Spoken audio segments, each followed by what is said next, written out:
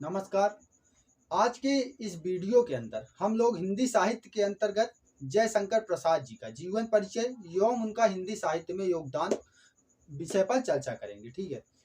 काशी में सुगनी साहू नाम से प्रसिद्ध संपन्न वैश्य घराने में सन 1889 ईस्वी में प्रसाद जी का जन्म हुआ था।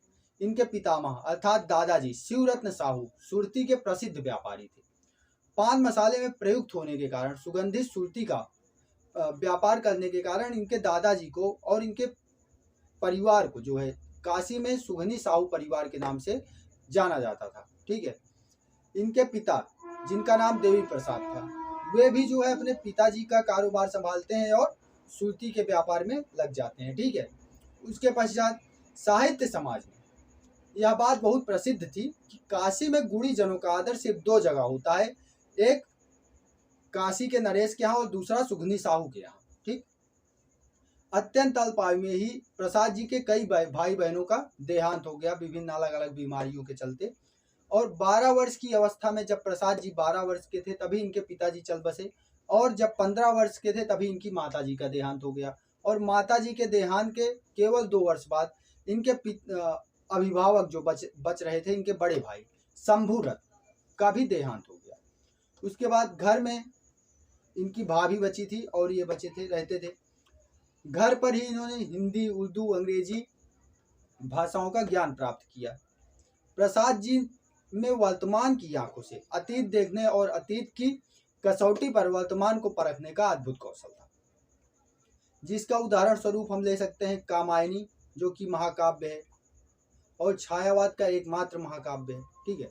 उसके बाद चंद्रगुप्त नाटक है, स्कंदगुप्त नाटक है। सब क्या है?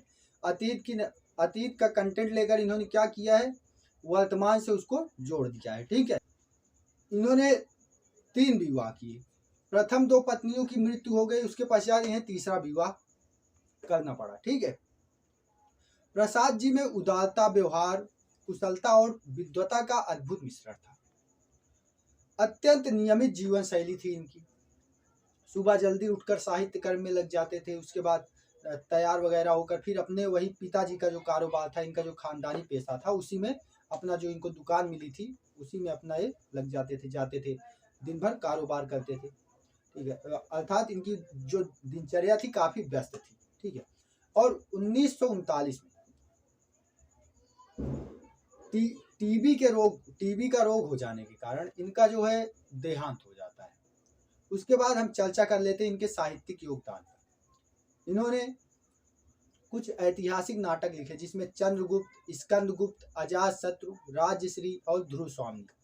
अन्य नाटक इनके रहे जैसे विशाख, जन्मेजय का नाग यज्ञ, कल्याणी परिचय, एक घूंट आदि। ठीक। इसके बाद कहानी संग्रह इनके कई प्रकाशित हुए हैं जिसमें आकाशदीप, इंद्रजाल, प्रतिध्वनियां, छाया और आदि ये रही है। उसके बाद उपन्यास इनका रहा है कंकाल, तितली और इरावती नामक इनका एक उपन्यास जो कि अधूरा रह गया था, वो है। अर्थात इनके 3 उपन्यास हमें देखने को मिलते हैं, कंकाल, तितली और इरावती। काव्य की बात करें तो इनका महाकाव्य कामायनी, जो कि छायावाद का एकमात्र महाकाव्य। और उसके बाद अन्य काव्य रहे इनके महाराणा का महित्व, चित्रधार, प्रेम पथिक, झरना, आंसू, लहर। ठीक। उसके पश्चात इनके निबंध संग्रह भी प्रकाशित हुआ है जिसका नाम है काव्य और कला तथा अन्य निबंध शीर्षक से इनका निबंध संग्रह प्रकाशित हुआ है। तो आई होप इतना रहा, ये रहा इनका जीवन परिचय और इनका हिंदी साहित्य में योगदान। आई होप आपके लिए हेल्पफुल रहेगा। ठीक है। एंड ये जो है एमए के भी कोर्स में है और बीए के भी कोर्स में है, इंटर वगैरह में भी हमें देखने को मिल जाता है, हाई स्कूल में भी। तो हर जगह के लिए इम्पॉर्टेंट है, इसीलिए